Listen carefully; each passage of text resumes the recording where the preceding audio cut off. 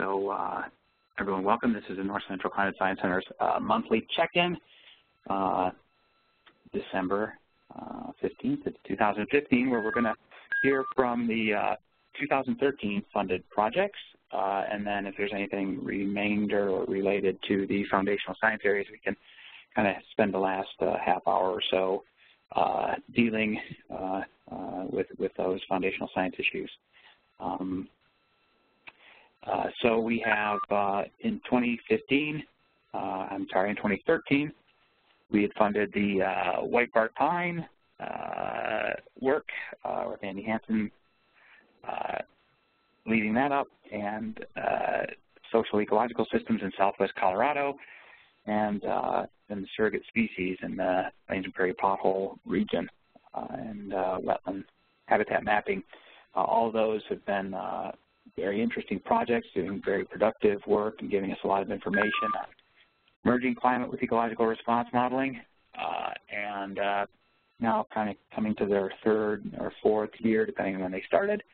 So I didn't draw straws, and I'm not sure if someone wants to go jump in. We could go west to east or east to west. I don't know if anyone on the phone has a preference or has to step out, so we could get them going in first.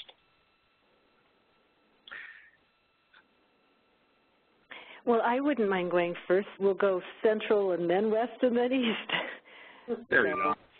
Kind of rotate along. Maybe we'll go in an elevational gradient. Okay, that's perfect. About how much time do you want me to take, Jeff? About 10 minutes or so, if that fits.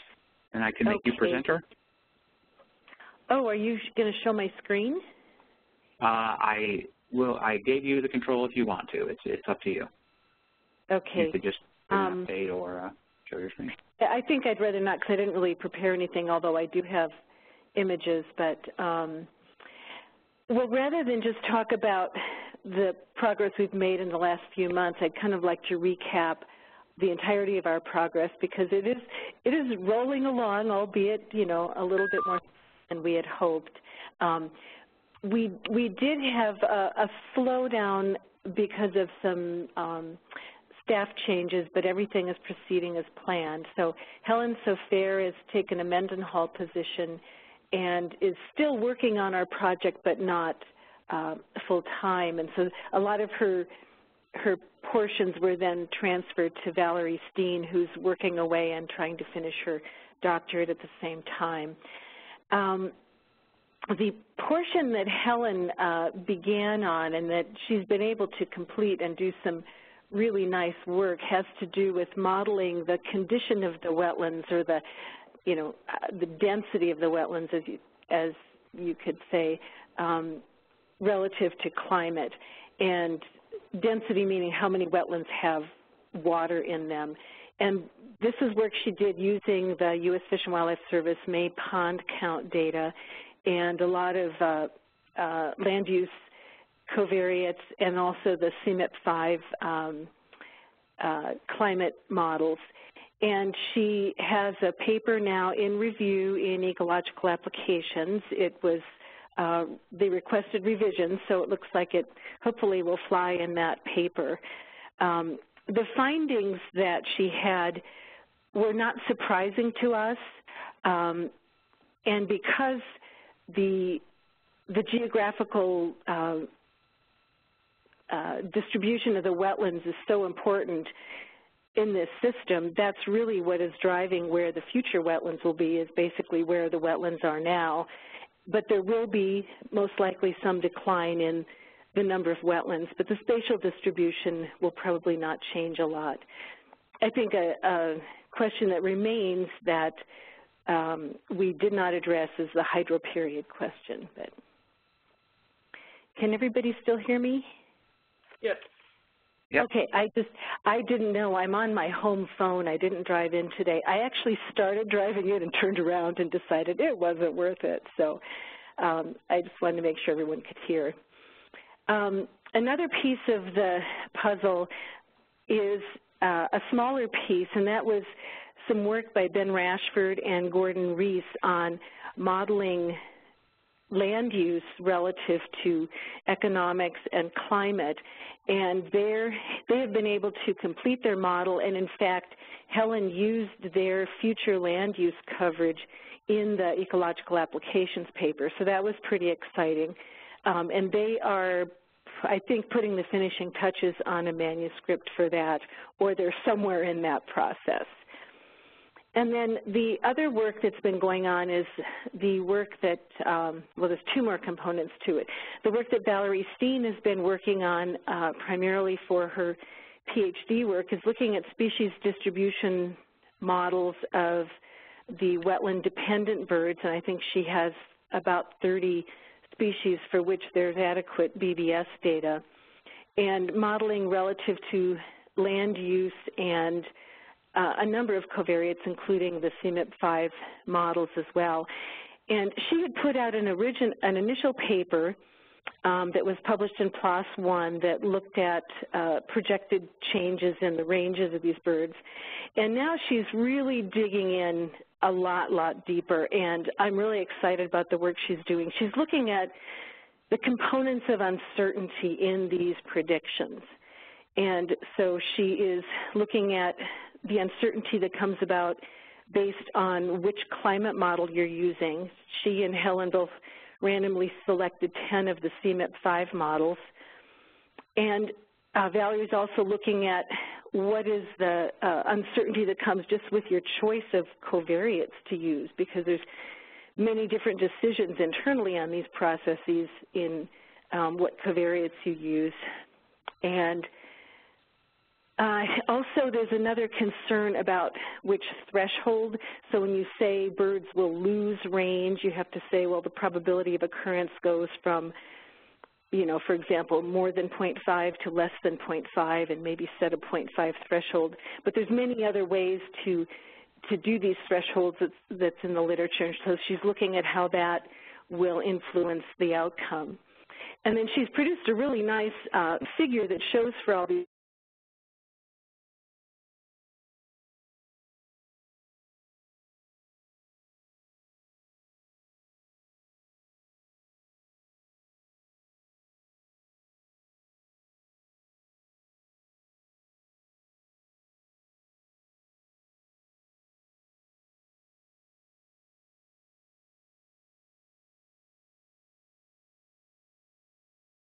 species are expected to have a decline in their range, the habitat that's suitable for them.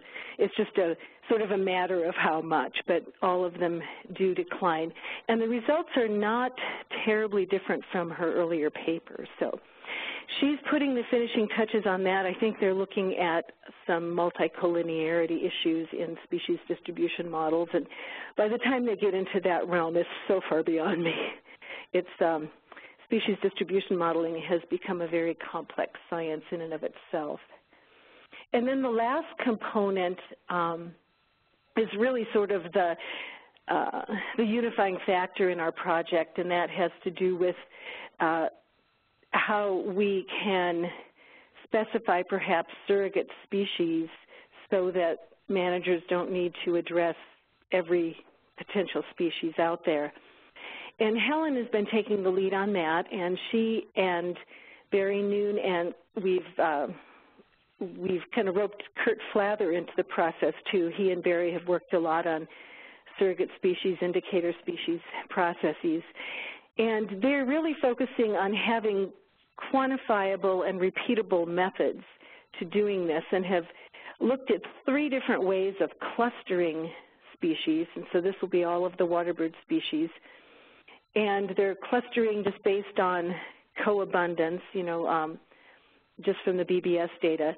They're clustering based on the species archetype process, whereby they use a lot of covariates like land use and climate covariates, and look at responses, clustering based on similar responses to the covariates.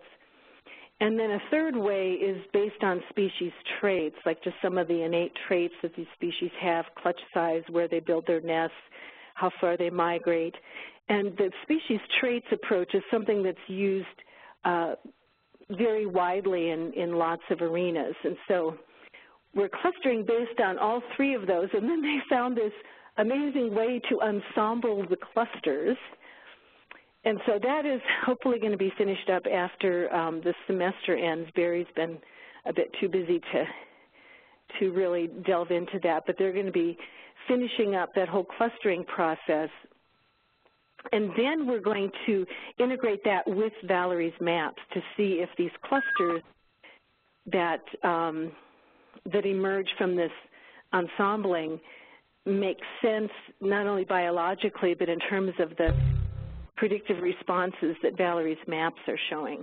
So that whole process hopefully will be finished by spring, and then we'll be able to start really talking about it and hopefully you know, incorporating a lot more of the manager's perspectives at that time too when we see what comes out of it. So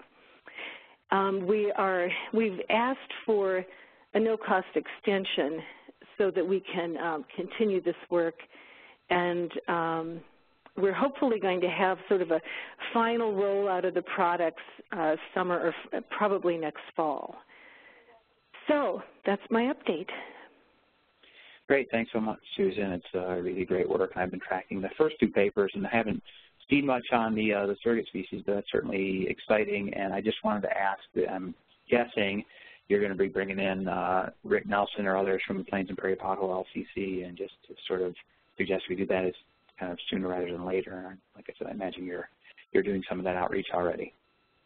Well, we have, but I see Rick is on the phone. Rick, hi. Oh, great. we haven't talked for some time, but I've just been watching the work rolling along, and I do agree we need to talk more often.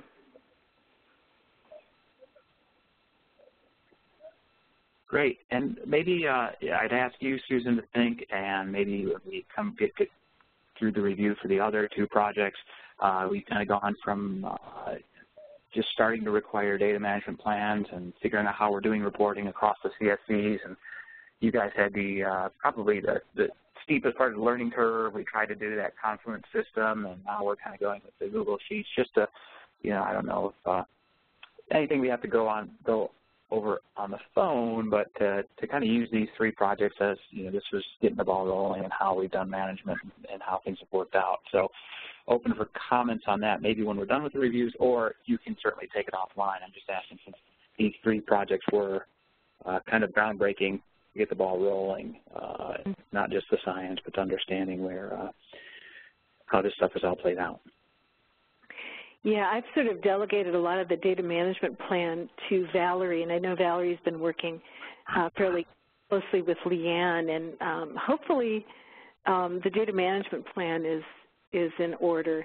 I do admit that I never did crack the Confluence system.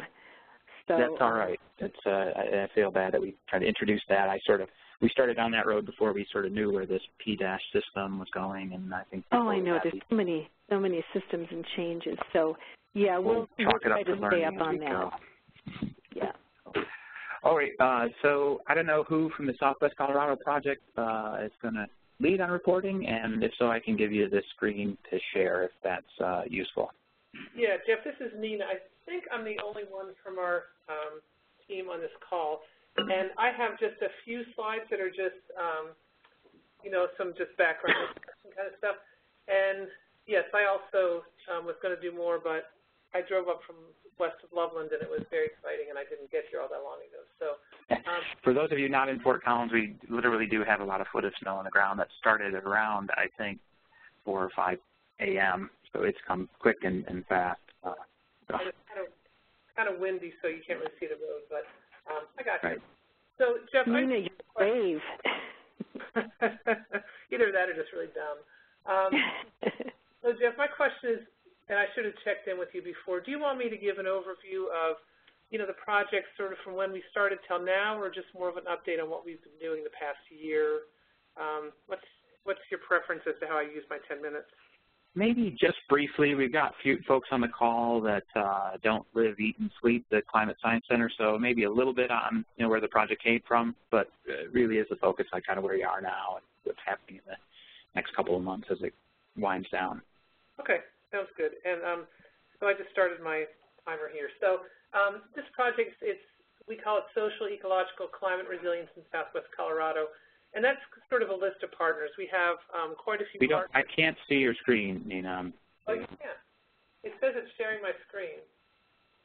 Does anyone else see it? Do you see it? No. Well, it's not the end of the world if you can't see it. On the quick start, you might have to add share your screen. Not only are you the presenter, but did you share? Let me go back and do that.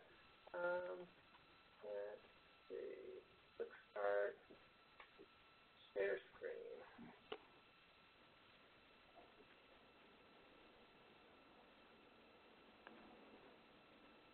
Something seems to be happening. Do you see my screen now? Oak leaves. No, poison ivy. Yep. Yeah, that's it. Poison yep. ivy. Got it. So now you see more. Okay. Yep. So, yeah, thanks, Jeff. Okay, so this is our project. We have lots of partners. It started off as a couple of different projects, and we wound up working together. So that itself was interesting, but I think a real learning experience for all of us to come together and to really, look at this project area. So just quickly, we have two study areas. So we have a Gunnison Basin project area and a San Juan project area. And so the way it's worked is that some of the researchers have worked in both of the project area. For example, Renee Rondeau has done the ecological response modeling. She's worked in both project areas. But we've communicated a lot across the study areas, and I think that's been really helpful, in teaching us, sort of what there is to draw from each area. And so just a general, overview of what we're looking at. It's, pretty typical for lots of areas in the West. Large percentages are federally owned. We have some tribal components in the San Juan Basin, and, slightly different in terms of some of the conservation targets we looked at, but they're fairly similar in many regards. So just wanted to kind of throw that up as a general overview. And so when we started off, we had some goals. So, the main thing was we wanted to pick these conservation targets and work with decision makers and help them to develop adaptation strategies that they can implement on the ground. And then the other piece that was really important of this is to do this in this stakeholder-driven process so that we're working a lot with the stakeholders who are primarily the federal and state landowners and some NGOs, so that whatever we come up with is something that they have participated in and that we can design and craft kind of based on the things that they say are their needs. So Jeff, I think that's all the slides that I have. So you could take me away if you want to. I'll stop sharing. Okay. Okay, so that's kind of, just as background, a little bit of what we were trying to do.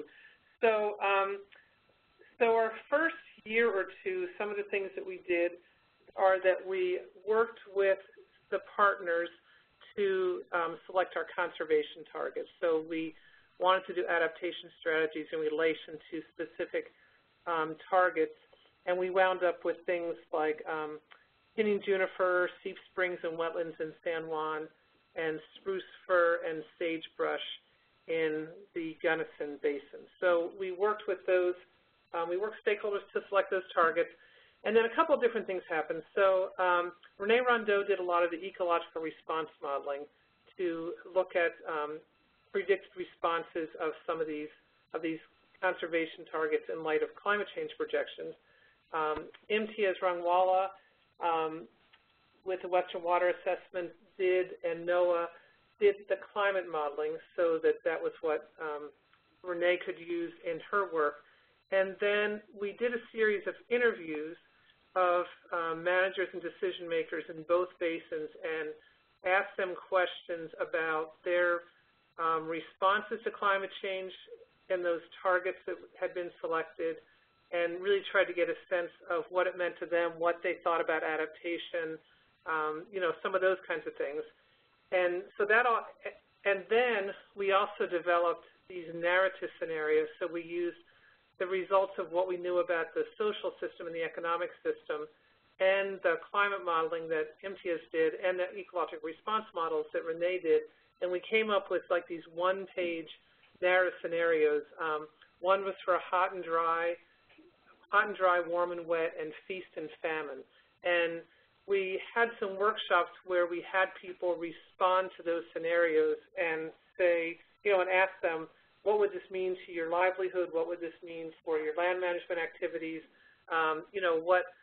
What can you think of how you might adapt to this if the warm and wet is what we're seeing in 50 years? How do you think we would adapt to that? And so we got all that information, and we've published. We have a couple of final reports and some draft reports about some of those activities. And so since then what we've done is we've worked with, the ultimate goal is to get to the point where we're talking about adaptation strategies. And so we had some workshops in both basins last spring, and we used two different methods to get people to talk about interventions and then potential strategies, but really a focus on interventions. And so in each workshop, people used a situation assessment tool that's been developed by the Nature Conservancy that gets people to look at projected changes and then talk about what that would mean to the system, and then talk about places where there might be intervention points. So if you're going to have a drier climate and more, large stand fires, is there some intervention point in there? If not, sort of what's the effect of these fires? So is there an effect on water supply, and what does that look like? So to sort of walk through that. And then the other thing we use is this thing that the USGS used called the chain of consequences. And Rudy had some experience with that, and we had some USGS facilitators who came out and walked the group through that. And that's almost coming at it from the opposite perspective. So if we have these large stand fires, then what's the consequence of that? We'd have a change on what's the consequence of that. To sort of like play it out, and again, to get people then to talk about intervention points. And there's a draft report of the chain of consequences. I noted that on the spreadsheet. And then the report that talks about the situation assessment for the Gunnison is in draft, and I'm not sure about the San Juan, because San Juan did the same thing. And, people said that they thought that both those tools gave them, a way to think about change and intervention, and that they found that pretty useful. So that seems like, a worthwhile activity. And so now what we're gearing up to do is we're gearing up. So Renee and Betsy and some of the others on the team are working to look at the other. We only used the feast and famine scenario in the workshops.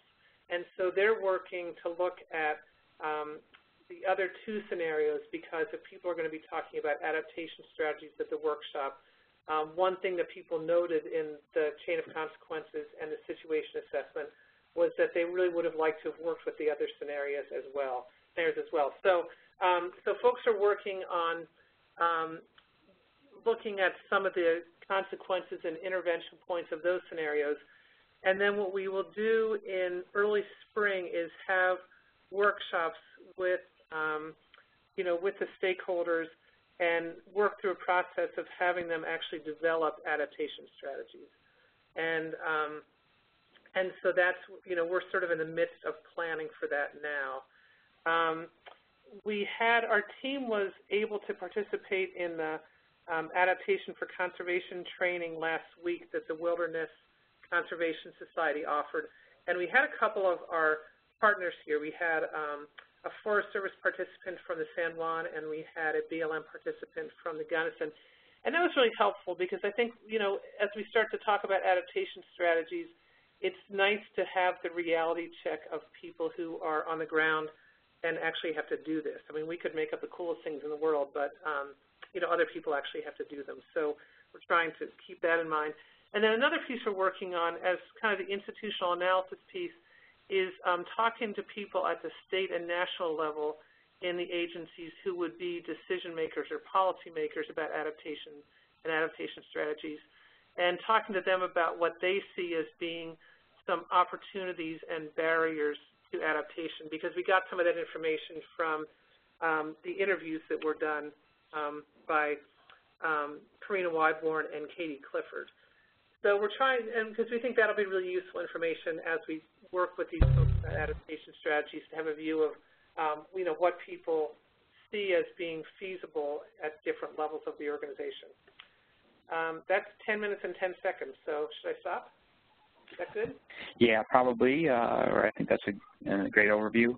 I really like the idea of these tools, like the I guess, what was it, the chain of inference or chain of consequences, because I think there's been a lot of talk about co-production of knowledge, bringing in social ecological systems. I think you guys have put a lot of kind of skin on the bones, or kind of really defined some tangible methods, methodology, and results related to that. So it'd be great to see that stuff coming out in publications. Mm-hmm. Yeah, it's been a lot of fun. Great. Okay, I think Andy is joining us from AGU, and I'm not sure, Andy, if you want, I do have your slides, and I can show those if that's, if you are indeed on still and want me to do that.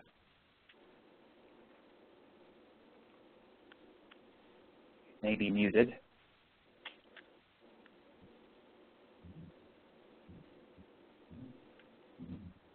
I see Andy on the WebEx, but I don't hear him.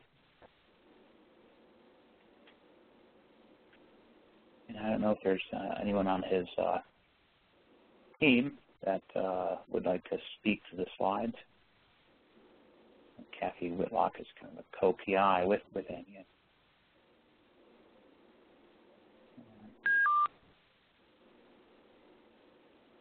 So perhaps is that Andy joining now? Hey, yeah, Jeff. Great. Sorry. Would you No believe problem. when I went to turn off the mute, I hit end call? I would believe it, and I've probably done it multiple times. Sure. Yeah, I'm kind of sitting out here in the hall at AGU. It turns out there's so many people here that there's not a quiet place, so hopefully you'll be able to hear me okay. Big meeting. Do you want me to show the slides that you sent me yesterday on my screen? You know, I made a change or two, so let's try sharing the screen, if that's all right, and see if that works. Sure. Yeah, probably got as good a connection there at AGU. Yeah, looks like you're going. You're good. Good. Excuse me, Jeff, this is Amy Simstead. Could you tell me what the WebEx number or name is? I couldn't find it in my email. I'll send you a link. It's if you go to WebEx, it's a personal room, so it's usgs.webex.com/meet, M-E-E-T, / and my name, Jeffrey T. Marsa. All right, thank you. And the issue is I don't think these personal rooms necessarily show up as on the list of meetings. It's kind of a downside of those. But, yeah, why don't we go ahead and, Andy, you can dig into the White Bark Lime Project. Yeah, great.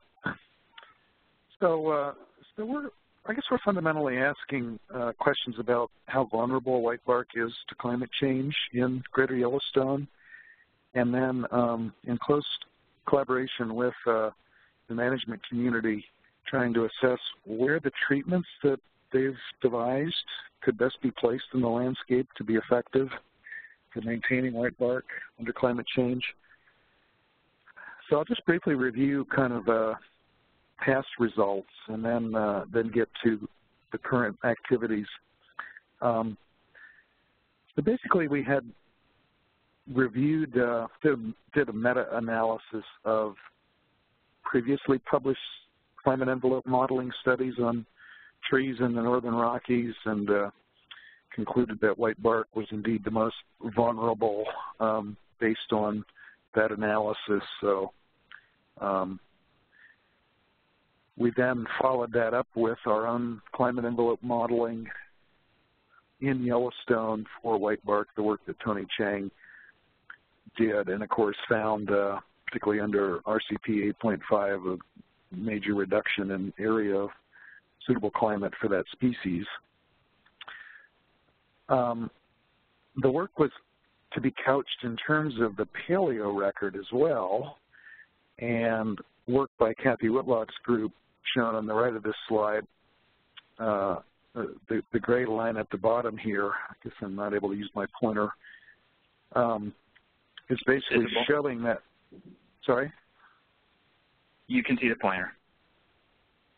Yeah, I can't see it in my screen for some reason.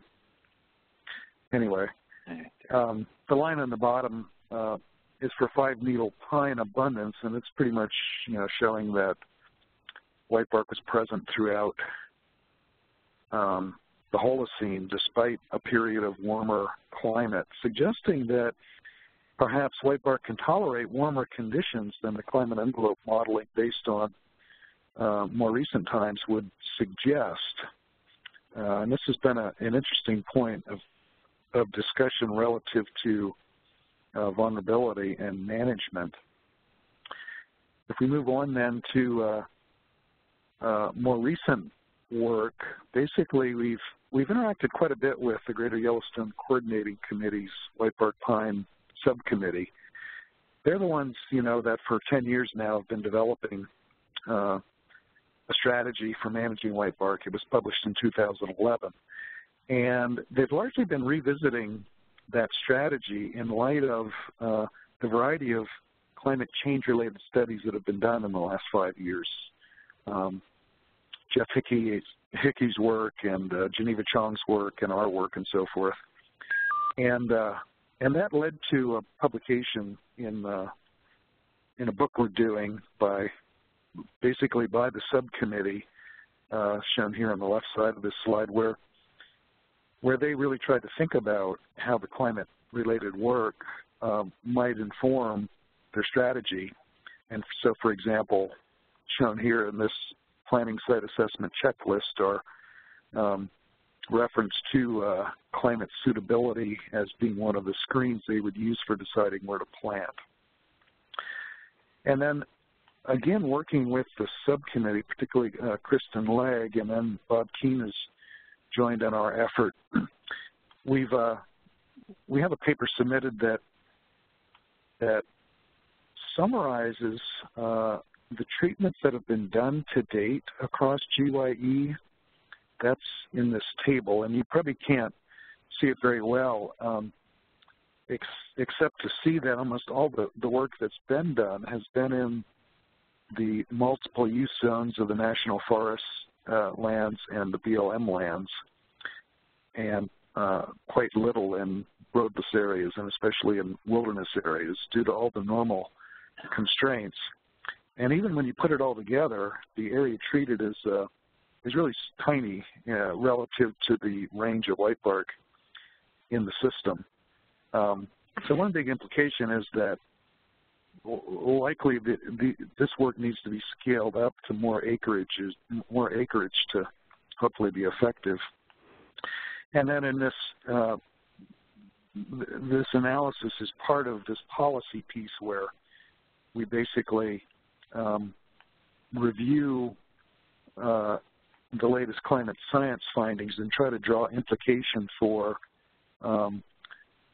additional research needs, for management needs, and for policy needs. And I think we found it pretty rewarding. It basically deals with issues that are really highly relevant to this complex whitebark system, but which pretty much all the points probably are relevant or partially relevant to the many other species that are being challenged by climate change. So we think through looking at whitebark as an early responder, some progress is being made on how to think about how to handle other species. We've done a new analysis that's in progress. Kevin Gertzweiler is working with us. He's a landscape ecologist, biostatistician out of Baylor, who some of you probably know. And we're really focused on this question of might the lower elevation of whitebark be limited by competition with other tree species more so than with climate? And hence this might explain why whitebark's not in those warmer zones now when they, according to the paleo record, might well be able to tolerate those warmer conditions. The Whitebark Pine Subcommittee largely thinks this is the case. And so we're pushing the FIA data set pretty hard to do basically analysis of the effects of climate if you control for competition on white bark abundance, and similarly the effects of competition if you control for climate. So we think that we hope that we don't have the results yet, but we think it might be quite informative of this core question that, again, will be relevant to where you might want to plant and so forth to be within the tolerances of white bark. A part of our project was to basically try to gauge the extent to which the public is concerned about loss of white bark under climate change and to what extent they would support management strategies for white bark across its range, and with particular interest in to what extent might there be support for management in wilderness. We all know that that's quite a controversial topic. And then also the willingness to pay regarding that management. Liz Shanahan is leading this with Helen Naughton. Actually, they just gave me a rather full update the other day. I guess I'd hoped to have some summary slides from her, but my travel to AG kind of got in the way of that. But they have completed some 1,600 surveys, as indicated here. It's about a 20-page questionnaire that people filled out. It deals with the issues that I mentioned, and then it deals more generally with people's concern about climate change in general, outside of the white bark set of issues. So I think it's going to be quite an important survey. Just relative to white bark, we were all rather surprised with what they're finding so far in the analysis, that a majority of people know what, and again, these are randomly selected people across Montana, Idaho, Wyoming. The majority of them knew what white bark was. About half of them had seen a white bark tree. The majority were concerned about loss of white bark under climate change. There was rather strong support for management, both in the form of protection and restoration, and the support for those activities in wilderness was just about as strong as in multiple use lands. Again, we didn't really expect this would fall out of some other surveys. There was one done in the Cascades and one in the Sierras on these kind of issues, and support for management in wilderness was not strong in those surveys. So we think this will be a kind of an important product, and particularly to help the managers basically gauge, level of public support for these different management activities, and hopefully that allows the managers to make decisions that are well informed relative to public interests and so forth. And they have some publications in the works on that survey. Particularly Katie Ireland has been doing lots of work on how you would actually lay out a climate-smart white bark pine management strategy across GYE that basically takes into account climate suitability for white bark, that takes into account climate suitability for competing species of trees, and climate suitability for bark beetles. And this is a rather substantial, complex spatial analysis to basically figure out how to place planting or thinning or use of insecticides to protect trees against white bark relative to these three future suitability screens, if you will. But we've worked through this, and we now actually have maps for RCP 4.5 and 8.5 of where the treatments would be placed and we've gotten input from the subcommittee on that and have modified accordingly. And then we've even gone to the level of identifying real specific silvicultural treatments in terms of at what basal area would thinning occur and what sort of planting densities would occur. We're working on a publication just on that development of that climate smart management plan, a spatially explicit plan. Again, we think this sort of approach will be relevant to other species. And then we've been making real progress in working with Bob Keene on using FIRE-BGC, his mechanistic model, to evaluate how successful these strategies might be under different future climate scenarios. So on the right side here is basically showing the climate scenarios we would look at and the management plans, with those three being a no-action one as a benchmark, and then the current subcommittee strategy, which only partially considers climate change and not in as big a way as we might hope, because they're pretty convinced that whitebark's not climate limited, that more so they think it's competition limited. And then our third strategy, called here no constraints, which would be not worrying about distance from road or operating in wilderness, but asking if we could apply management everywhere across whitebark's range in a way that's well designed relative to future climate, how effective might that be? So we're actually, because of limitations on the geographic size that Bob's model can be run at, we're needing to work on about 12,000 hectare case study landscapes, and we've been working closely with the Whitebark Planning Subcommittee to identify those that are that basically represent the system well, the GYE well relative to land allocation and to biophysical gradients. So these four places are where the core modeling would be done and the evaluation of these scenarios.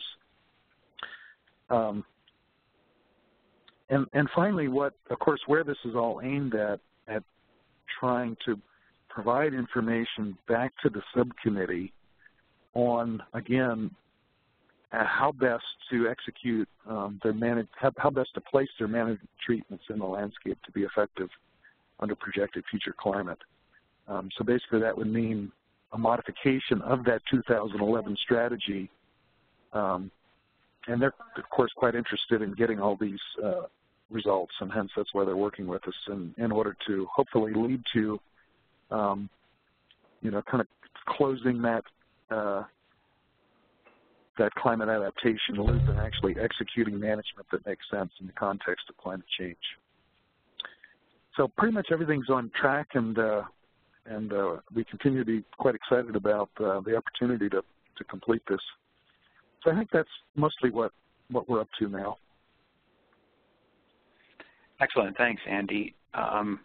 I think it's really exciting that if you look at all these projects, 3 to 4 years, they're all kind of on track to do what they set out to do, which I know sometimes in our world of research, what you propose to do, kind of, in year 0 or year minus 1 can tend to change a bit over the years for various reasons, some of them being very good. But between the surrogate species kind of concept and having that meeting, and then the social ecological systems and frameworks for doing that, and then really guiding that whitebark pine plan, these are all coming to fruition in a real kind of management-specific pieces of information. So I think that's really exciting to see. Let me just, we got about 15 minutes before the turn of the hour, a little less.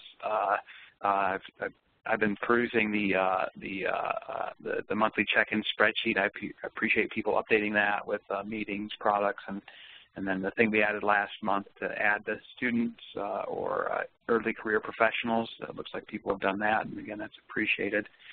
And Melissa Maddie has updated this.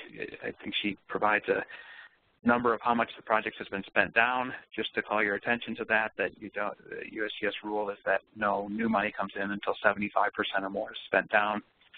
So there is a column there for you to check your spending against at least what the USGS is noting. I do want to add that with the exception of even if you are spent down 75%, until Congress gives us a budget, we can't move forward on year 2 funds, unfortunately. And we still are in this week-long continuing resolution. Hopefully they'll sort some of that out. But sort of unfortunately now there's 2 requirements, that 75% spend down and then actually having a budget. And hopefully we'll have one soon. Let me just open it up to see if there's anything kind of to or from the foundational science areas critical to the group. And again, we only got about 10 more minutes, so I'd just ask, over and above what could be contained offline or in that the monthly check spreadsheet.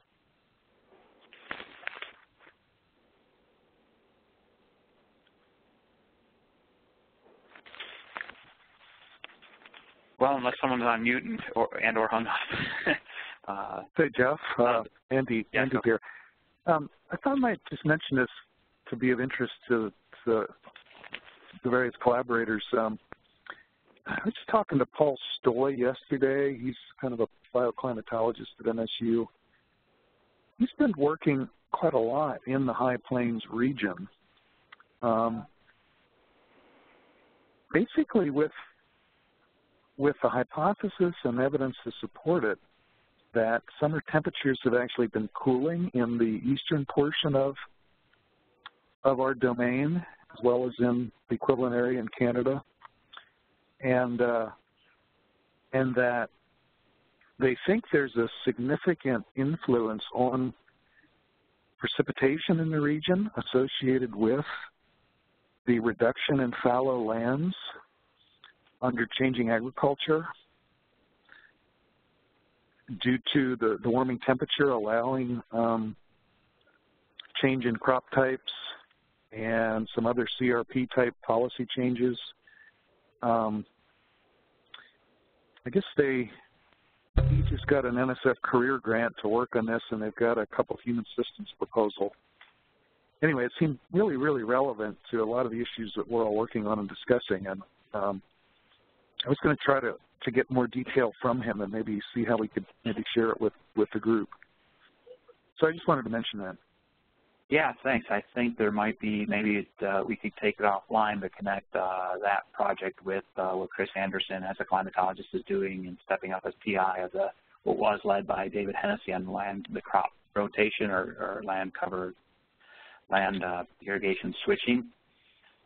May be highly relevant. So thanks for bringing that to our attention. And I'm not sure if Chris is on the phone. I'm guessing he's at AGU, and I don't see him on the phone, but maybe if you or I forget the name of the PI, I didn't note it, could stay in touch, and we could somehow communicate with Chris on his project. Yeah, good. I'll link you up with Paul Stoy. Oh, so yeah, I think I heard his name before. I'm not sure if I ever met him. I think I have, but can't remember when. At any rate, good, thanks. Thanks, Andy. Anything else from the group for the foundational science areas, or just before we sign off? Hi, Jeff. This is Joe Brushley calling. I'm sitting in Imtiaz and Khadija are at AGU and are busy in sessions at the moment. And you are not. I'm blissfully not. Yeah, sometimes it's good to sit back and catch up on things. So. I'm actually representing a lot of our projects at the AMS meeting coming up next month, the Meteorological Society meeting. So I decided to sit this one out for this year. So yes, I mean, very, very quick reports. The high resolution climate modeling workshop report is being revised for EOS. They wanted us to revise the version we sent in, and it's only 500 words, but they seem to be very picky about the 500 words. That's going to be due this week. So. And we are trying to work on a more detailed write-up of that workshop. And speaking about that, of course, that exactly is the kind of tool you want to look at for these land use change impacts on climate if you want to do some modeling. So connecting to some of the other people, well, Chris will know how to do this. Chris Anderson will know how to do that, and if that's the appropriate approach for that. What was the other thing I wanted to mention? Oh, and working with two other projects more closely. One is with the scenario planning efforts up in North Dakota, up in the Dakotas generally. I've spent some time helping them vet some of their scenarios and some of the problems with the Bureau of Reclamation-based hydrology projections that were very, very serious problems with those. And they had to back off and use something else because the quality of that modeling turned out to be inadequate. And what was the other thing? And soon to be helping work with the South Dakota portion of that through Andrea Ray partly, but MTS have been involved in that. And also working with the Wind River more closely. Again, putting together this two-page sort of information sheet on this drought index, Mike Hovland's EDDI drought, evaporative demand drought index. Also working, working to extend those to what droughts look like in the future using a variety of indices, not just that one. So that's sort of progress in the last month. Great, thanks. And I wonder, I think we should make sure Paul Stoy is aware of that regional climate workshop. How do you spell his name? S-T-O-Y, I believe. S-T-O-Y. Yeah, at some point we might want to set up a call with Chris and him and me and MTS and such. Yeah, that would be great. And you guys too. I mean, we need some more of that. One thing that has come up also is that we're going to probably need more ecologists involved in this. Is that a lot of the interest through Mike Hovland's and evapotranspiration work has been sort of edging into this area of how the plant effects on it, CO2 effects on plant water use efficiency. And this is where we mix the sort of physical climate and biological, ecological climate effects. We're not there yet, but I just sort of a heads up down the road that this is going to be something that's going to be of interest, just because we're seeing so many things pointing in that direction as being something we need to sort of tackle. So, I think Ben Poulter is particularly up on that topic. Yeah, he would be a good source for the discussion. Yeah, sort of someone who's very versed in what, at least on our end of things, we call land surface modeling. So the larger scale, these sort of physiological models that work into these coarser physiological models that work into these larger scale climate models is very much where these come down. But also working with people, practical people who do like agricultural work, people that Mike Hovland's work with, like Mike Roderick from Australia, trying to bridge that gap between what sort of people do with empirical data for for the here and now with the larger picture of climate change on that issue. So that's where the topic keeps coming up. So we'll be in touch, I guess. Yeah, I think we have a lot across the CSC, across USDS, and across the other. A lot of what we're doing ties directly to that. So happy to stay in touch on that. Yeah. Okay. Hey Jeff, this is Diane. Can I say one more thing? Please do. Yeah, you got good news, eh? Yeah. So Diane Dubinsky, I just wanted to let you all know that some of my colleagues, including Chris Anderson and Hung Lee Feng, who are involved in some of the other projects. We just received a grant to look at climate change adaptation in grasslands in tallgrass prairie ecosystems of Iowa. So this will link in with some of the other projects that people have been talking about. And it also relates to what Andy just brought up in terms of this precipitation variation relative to land cover changes. So I'd be really interested in hearing some more, Andy, from you about the discussions that you just referenced.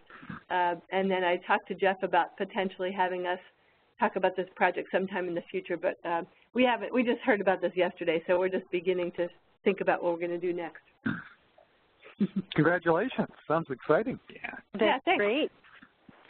It is, and I took the opportunity to ask Diane to maybe give a kind of an overview of that project once they get the ball rolling a little bit to this monthly check-in. We can all learn a little bit more about it. So, but we'll let you actually catch your breath and. Yeah, we actually have to figure out how to set up the subcontracts first and all that. But this is based. It's support from the Leopold Center for Sustainable Agriculture. So it's a nonprofit organization in this region.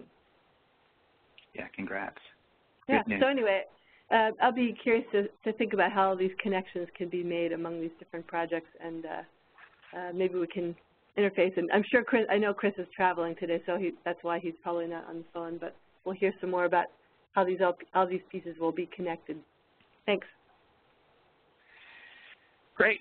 Maybe on that good news, we can sign off. Is there anything else from anyone else before we do that? Yeah, this is Trevor. Hi, Trevor. Research assistant. And I just wanted to say, since she's not on here, we and our counterpart team in Gunnison have just finished, I think, our first round of interviews with land managers. I can't speak for Gunnison's experience, but I just wanted to say that mine went really great. They were really excited about getting more kind of support from, scientists across the different sort of fields at the field office level. And so I think there's a lot of potential there as we go forward. And, yeah, it's shaping up to be a very, very interesting, study of these kind of rural, social systems that depend a lot on public lands and are, frankly, facing a lot of changes. So just want to let everybody know that that's going well, and that, yeah, I think there's going to be a lot of opportunities for interfacing with the different science sort of areas that the Climate Science Center uses as that project goes forward. So, yeah, just wanted to share. Great, thanks, Trevor. And have fun at AGU too, as well. I think you're there. Yeah, yeah. here in a bathroom. The only quiet place in the whole area. Yeah, pretty much. So, all right. Well, thanks. Sure. Anything else from the group?